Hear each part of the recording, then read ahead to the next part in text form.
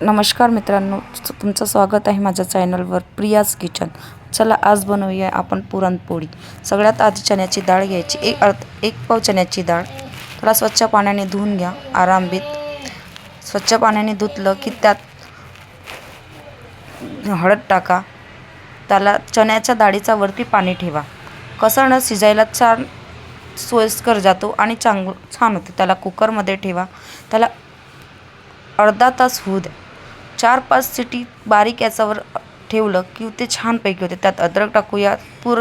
डाळ झाली की आपल्याला त्यात गंजत काढायची आहे। गंजत काढल्यावर त्यात एक पाव चण्याची डाळ आहे तर त्यात एक पावपेक्षा थोडी कमी साखर टाकू आपण। साखर थोडी जास्त असेल तर पुरण कसं असं मऊदार छान होतो। ते झालं की छान साखर टाकून त्याला होऊ द्या। त्याला छान मस्तपैकी झालं की त्याला वेगळं ठेवा आणि एक पतीला घ्या। त्यात अर्धा पाव मैदा घ्या, 50 ग्राम रवा घ्या, चुटकी थोडंसं मीठ घ्या।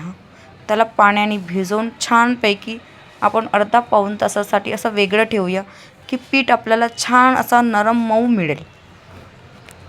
असं वेगळं काढून ठेवा की तुमच्या सोयीस्कर होईल। मग त्याला आपली डाळ झालेली आहे, आपण वेगळं ठेवलं आहे ते घ्या।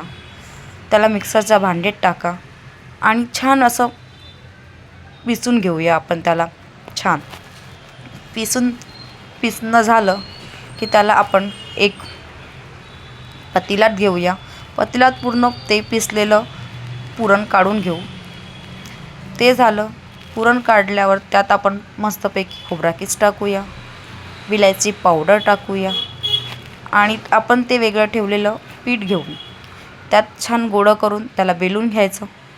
बेलन झालं की त्यात पुरण टाकायचं आणि त्यात चांगली त्याला बंद करून ठेवायचं। तव्यावर तूप टाका। तूप टाकून झाल्यावर ती पोळी बनवलेली त्याला थोडी पसरवा। आपण 2 प्रकारची पुरणपोळी बनवूया आज। ते एक आधी ही पद्धत सांगून देते मी। ती छानपैकी तव्यावर तूप टाकायचं। तूप टाकायला कंजूसी करू नका। तूप भरपूर टाका की पुरणपोळी चविष्ट लागते आणि मस्तपैकी त्या पुरणपोळीला इकडनं तिकडनं दोन्हीकडनं होऊ दे आणि छानपैकी त्याला टाका। अजून तूप लागत असेल तर अजून टाक। तयार आहे आणि छान इकडून तिकडून मस्तपैकी बनवूया। मस्त ही झाली एक पद्धत। दुसरी पद्धत आपण छान दुसरी बघूया। पीठ घ्यायचं, त्याला बेलून घ्यायचं, त्यात पुरण टाकायचा। त्याला पण बंद करूया आपण।